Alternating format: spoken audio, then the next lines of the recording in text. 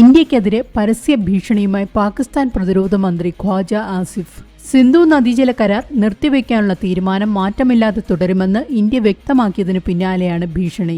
അദ്ദേഹം പറയുന്നത് ഇങ്ങനെയാണ്: നമ്മുടെ രാജ്യത്തിന്റെ സുരക്ഷയ്ക്കും അതിന്റെ ഭാഗമായ ജലസുരക്ഷയും ഭീഷണിയിലാണെന്ന് ബോധ്യപ്പെടുന്ന നിമിഷം നമ്മൾ ഇന്ത്യക്കെതിരെ യുദ്ധത്തിനിറങ്ങും. അതിൽ യാതൊരു സംശയവുമില്ല.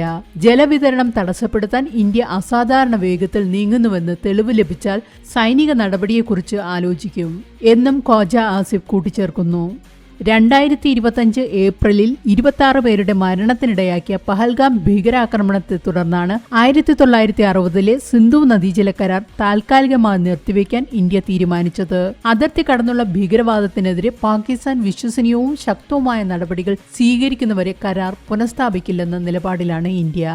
ലോകബാങ്കിന്റെ മധ്യസ്ഥ പ്രകാരം ഉണ്ടായ കരാറിൽ സിന്ധു നദിയിലെ 80% വെള്ളവും കാർഷിക ആവശ്യങ്ങൾക്കായി ഉപയോഗിക്കാൻ പാകിസ്ഥാന് അനുമതിയുണ്ട്.